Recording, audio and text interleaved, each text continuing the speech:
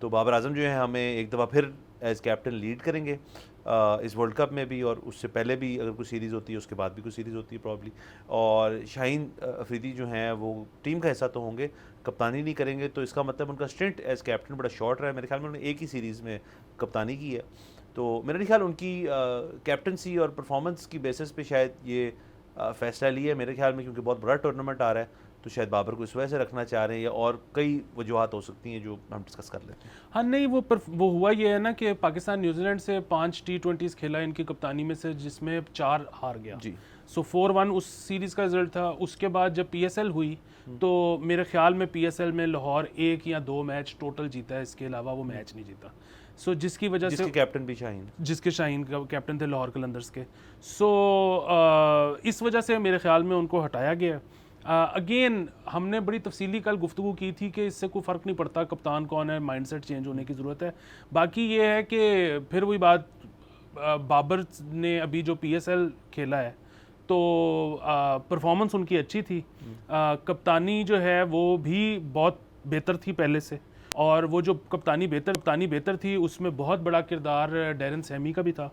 Sami उनके साथ बहुत ज़्यादा कोऑर्डिनेट कर रहे थे, कम्युनिकेट कर रहे थे, और इसलिए ज़रूरी है कि हमारे पास कोचिंग स्टाफ और मैनेजमेंट भी अच्छी हो। डैरन सैमी को हमने राब्ता किया था, लेकिन वो निजी मसरूफियात की वजह से नहीं ज्वाइन कर पाए।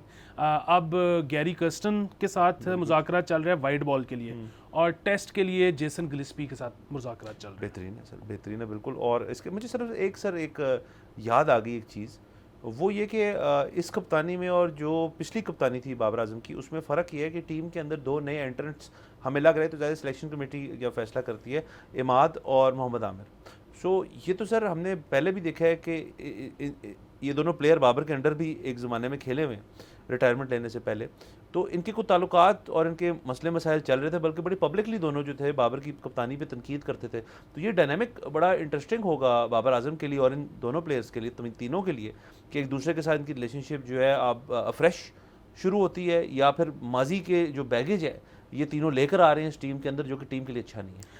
हाँ देखिए, इसमें ना मैंने बाबर आजम से एक सवाल किया था, ये एग्जैक्टली ये सवाल, उसने जवाब तो बहुत अच्छा दिया था।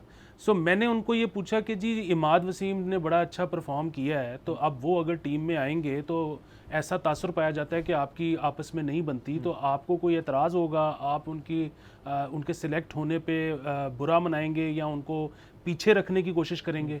तो उस पर बाबर आजम ने जवाब दिया कि ये पाकिस्तान की टीम है, मेरी टीम नहीं है, तो पाकिस्तान के लिए जो बेहतर है हम वो करेंगे। सो जवाब तो बड़ा सेटिस्फैक्ट्री था। बट अदरवाइज अब अगर आप ये देखिए ना, हम तो बड़े अरसे से ये बात कर रहे हैं कि फ़िलहाल मतलब again Rizwan is a great athlete, and again वो बहुत लंबे अरसे मुझे खेलता दिखाई दे रहा है, और वो उसकी जो कमियां हैं वो उसको ओवरकम करेगा। इसी तरह होता है कि कोई भी, मेरे ख्याल में कोई एक भी खिलाड़ी का आप नाम नहीं ले सकते कि जो टीम में आया हो और कभी ड्रॉप ही ना हुआ हो। ड्रॉप हो जाते हैं, फिर परफॉर्म करते हैं, फिर आ जाते हैं। बुनियादी बात यह है कि अभी हम फिलहाल ये सोचते हैं, ऐसा हमें लगता है कि T20 में रिजवान की जगह नहीं बनती, लेकिन हमें कोई PCB से ऐसा नज़र नहीं आ रहा इंडिया कि वो रिजवान को ड्रॉप करने लगे हैं वर्ल्ड कप से, या और वैसे भी ड्रॉप तो हम भी नहीं कहते कि करें, 16 के स्क्वाड में तो होना चाहिए, हम तो प्लेइंग 11 की बात कर रहे हैं, लेकिन इनका तो प्लेइंग 11 में से भी उनको निकालने का मूड नहीं है। तो अगर नहीं है तो फिर तो कप्तानी के ज़्यादा हकदार वो नहीं है, क्योंकि अगर आपने PSL की परफॉर्मेंस से जज करना है तो वो पिछले 4 लगातार फाइनल खेले हैं, तो इसका मतलब है कि कप्तानी तो फिर उनको जानी चाहिए थी। बिल्कुल सर। सब्सक्राइब करें और बेल दबाएं ताकि कोई खबर रह न जाए।